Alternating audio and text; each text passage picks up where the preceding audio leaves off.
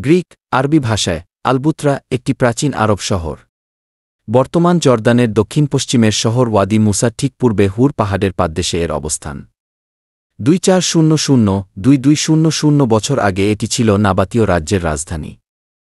Petra নগরী মূলত একটি অত্যন্ত সুরক্ষিত দুর্গ ছিল। এটি বিখ্যাত এর অসাধারণ প্রাকৃতিক সৌন্দর্য আর গুরুত্বপূর্ণ স্মৃতিস্তম্ভগুলোর জন্য। এটি তৈরি হয়েছে গুহার মধ্যে যা কোথাও কোথাও মাত্র 1-2 ফুট চওড়া, মাথার উপরে পাথরের দেয়াল। গুহার পাশেই রয়েছে কঠিন পাথরের দেয়ালের গায়ে গ্রথিত সেই প্রাচীন দালানগুলো, যার মধ্যে সবচেয়ে বিখ্যাত হল খাজনেত ফিরাউন নামের মন্দিরটি। মন্দিরটি ফারাওদের ধনভাণ্ডার নামেও পরিচিত। আরও রয়েছে একটি অর্ধগোলাকৃতির একটি নাট্যশালা, যেখানে প্রায় 3000 দর্শক একসাথে বসতে পারে। পেত্রা নগরী ছিল অত্যন্ত সুরক্ষিত ও অর্থনৈতিকভাবে সমৃদ্ধ। পেত্রার চারধারে ছিল উঁচু পাহাড় আর একটি অফুরন্ত ঝরনাধারা। পশ্চিমের গাজা, উত্তরের বসরা ও দামাস্কাস, লোহিত সাগরের পাশের আকুয়াবা ও লিউস এবং মরুভূমির উপর দিয়ে পার্শ্ব উপসাগরে যাওয়ার প্রধান সব বাণিজ্যিক পথগুলোকে নিয়ন্ত্রণ করত পেত্রা।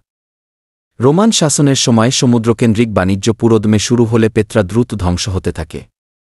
106 সালে রোমানরা এটিকে দখল করে তাদের আরব পেত্রাইজা প্রদেশের অংশীভূত করে। দ্বিতীয় ও তৃতীয় শতকে শহরটির প্রভূত উন্নতি হলেও পরবর্তীকালে প্রতিদ্বন্দ্বী শহর পামিরা পেত্রার অধিকাংশ বাণিজ্যই দখল করে নিলে তখন পেত্রার গুরুত্ব কমে যায়। মুসলমানেরা এটিকে তাদের দখলে নেয় 7ম শতকে এবং পরবর্তীতে দ্বাদশ শতকে আবার ক্রুসেডাররা এটিকে দখল করলে ক্রমে ক্রমে এটি ধ্বংসপ্রাপ্ত হয়। এছাড়া 363 সালে এক ভূমিকম্প ধ্বংস করে দেয় এর দালানগুলো, নষ্ট করে দেয় এর পানি সঞ্চালন ব্যবস্থাকে। মধ্যযুগে পেত্রার ধ্বংসাবশেষ আগ্রহের কেন্দ্রবিন্দুতে পরিণত হয়। ত্রয়োদশ শতকের দিকে পেত্রা দেখতে যান ইজিপ্টের সুলতান বাইবার্স। বহু বছর অজানা থাকার পর এই প্রাচীন শহরটিকে পশ্চিমা বিশ্বের কাছে উন্মোচন করেন সুইস পরিব্রাজক জোহান লুডিগ বুরখার্দত 1812 সালে। জন উইলিয়াম বার্গন তার নিউডিগেট পুরস্কার বিজয়ী বিখ্যাত এক সনেটে একে বর্ণনা করেছেন কিউ a was a city half as old as time কি বলে।